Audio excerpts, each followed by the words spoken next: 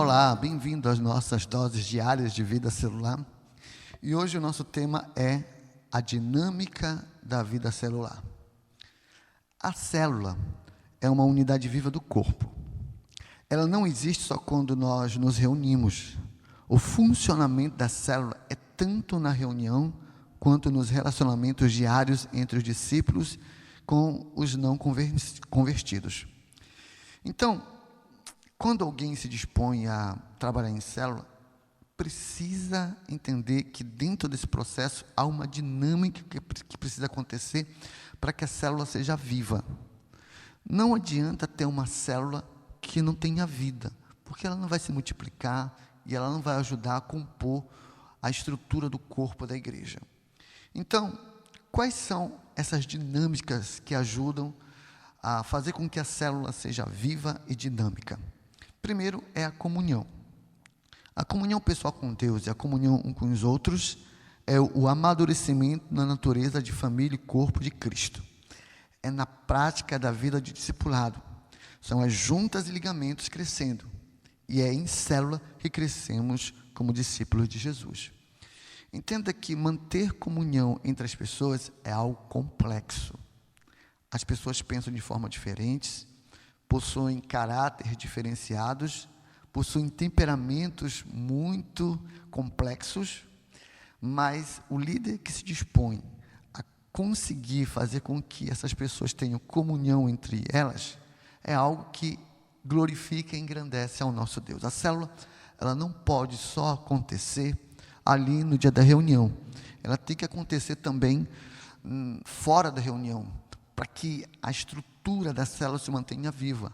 Então, é um ligando para o outro, mandando mensagem para o outro, cada um trocando ideias, as pessoas apoiando um ao outro. Então, essa dinâmica de comunhão fortalece o trabalho de células e, consequentemente, ajudará na multiplicação. Temos também a edificação. Jesus edifica a sua igreja, como está lá em Mateus capítulo 16, verso 18.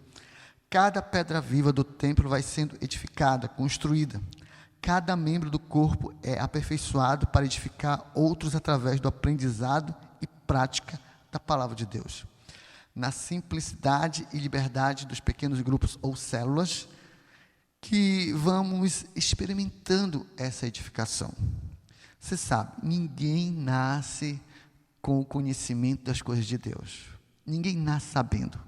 O líder de célula, ele tem que ter a consciência de que as pessoas precisam receber o conhecimento de Deus, receber a palavra de Deus, precisam ser instruídas na responsabilidade de gerar filhos para Deus e na consciência também de se tornarem sacerdotes para ministrarem a palavra de Deus. Então, o líder de célula, ele precisa buscar a capacidade de edificar as pessoas que estão ao seu redor.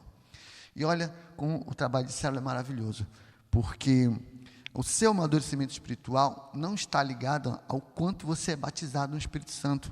Então, quantos sapatinhos de fogo você bate. Isso é importante porque dá unção, dá poder, dá autoridade. Mas quando você transfere o conhecimento de Deus, isso é maturidade. Essa é a real maturidade. A capacidade de transferir para as pessoas o Evangelho de Jesus e a essência de Cristo para o coração das pessoas.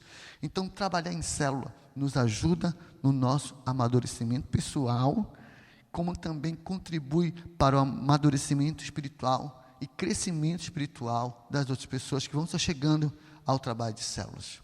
Outra questão também é o evangelismo. A célula gera um ambiente propício para anunciarmos as boas novas, o Evangelho de Jesus e o propósito eterno de Deus. Testemunhamos as pessoas de maneira pessoal, familiar, específica e em amor. A célula viva se multiplica e o corpo cresce.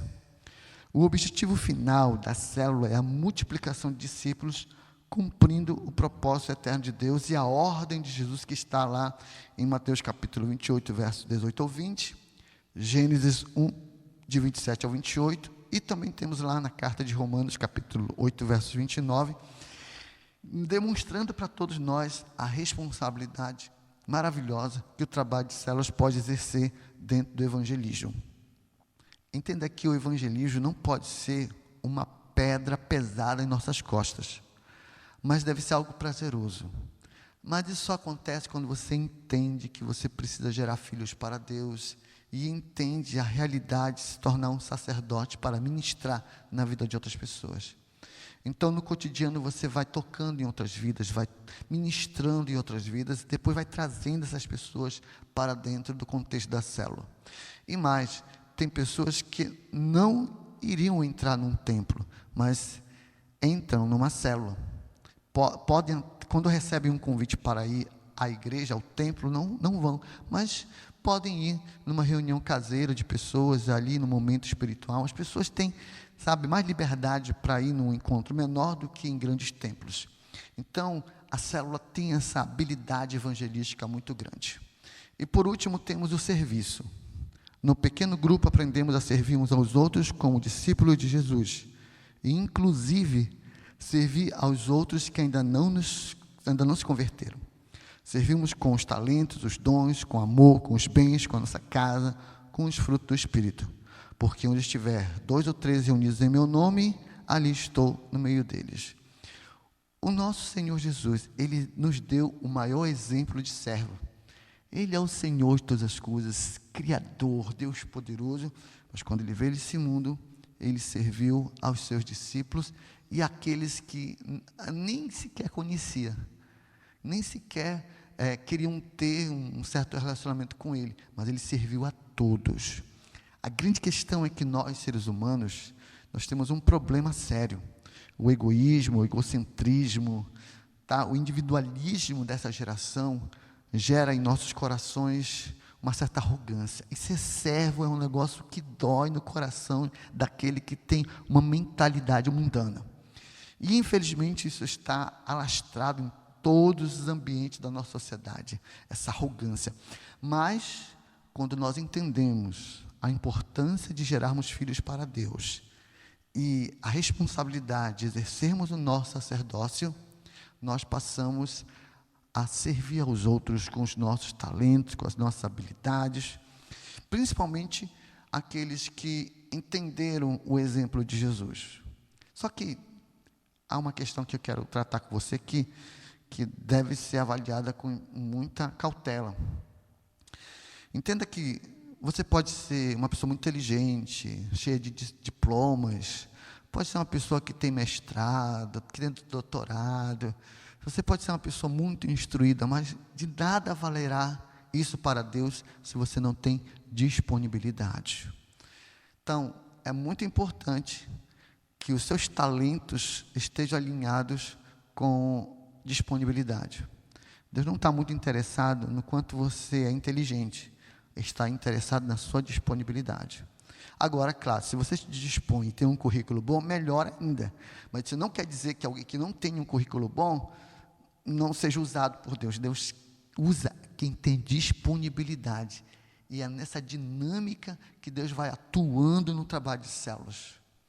E nós precisamos fazer com que a célula seja viva. E é por isso que dentro da nossa célula praticar essa dinâmica de comunhão, edificação, evangelismo e serviço. Ok? Muito obrigado por ter assistido o nosso vídeo até aqui. Se você não é inscrito no nosso canal, se inscreva. Deixa aquele like para dar uma ajuda aqui no nosso canal, tá ok?